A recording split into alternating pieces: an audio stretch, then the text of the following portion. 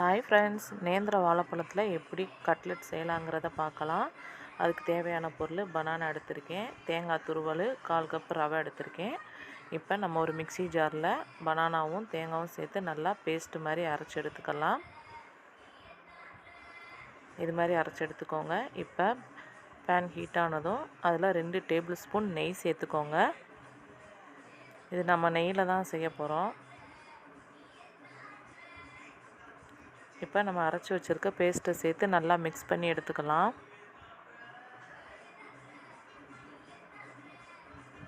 அந்த நெய்யிலேயே அந்த பேஸ்ட் நல்லா மிக்ஸ் ஆகணும், அந்த அளவுக்கு நம்ம எடுத்துக்கலாம்.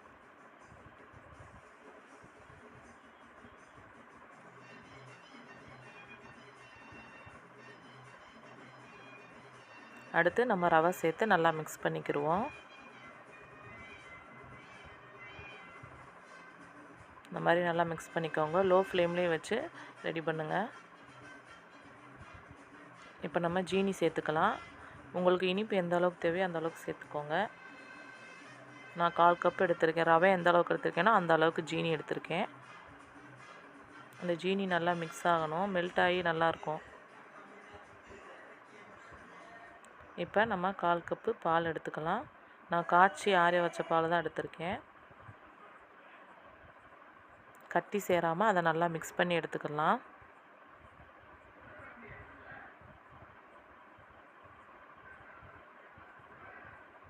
இப்போ ஏலக்காய் தூள் சேர்த்துக்கலாம். ஒரு பிஞ்ச் அளவுக்கு உப்பு சேர்த்துக்கலாம். ஏன் அப்படின்னா ஸ்வீட்டுக்கு உப்பு சேர்த்தோம் அப்படின்னா இன்னும் டேஸ்ட்டாக இருக்கும்.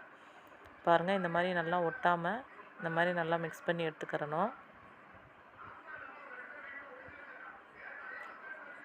ஒரு ஸ்பூன் நெய் விட்டு நல்லா பிரட்டி எடுத்துக்கிடுவோம். மாவு பதத்துக்கு எடுத்துக்கிறணும்.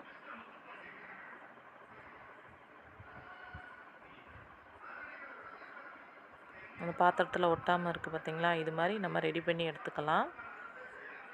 ஆறுனதுக்கப்புறம் நம்மளுக்கு தேவையான அளவுக்கு உருண்டை பிடிச்சி எடுத்து நம்ம கட்லெட் மாதிரி ரெடி பண்ணிக்கிறணும்.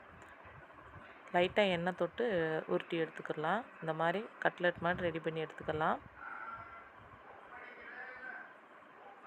உங்களுக்கு எந்த ஷேப்பில் வேணுமோ நீங்கள் அது மாதிரி எடுத்துக்கோங்க. நான் கட்லெட் பண்ணுறதுனால நான் ரவுண்ட் ஷேப்பில் தான் எடுத்திருக்கேன். பாருங்கள் ஃப்ரெண்ட்ஸ், இந்த மாதிரி ரெடி பண்ணி எடுத்துக்கலாம். இப்போ அதே பேனில் ஹீட் ஆனதும் ஒரு ஸ்பூன் நெய்யும் ஒரு டீஸ்பூன் தேங்காய் எண்ணெயும் சேர்த்து நல்லா எல்லா பக்கமும் ஸ்ப்ரெட் பண்ணி விட்ருங்க.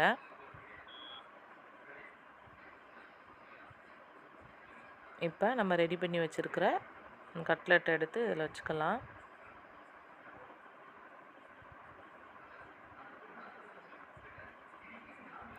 லோ ஃப்ளேம்லேயே தான் இருக்கணும் ஃப்ரெண்ட்ஸ்,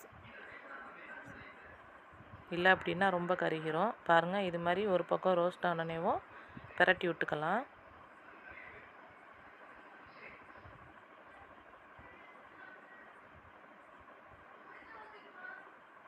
ரெண்டு பக்கமும் இது மாதிரி எடுத்துக்கோங்க. அப்பப்போ எண்ணெய் சேர்த்துக்கலாம்.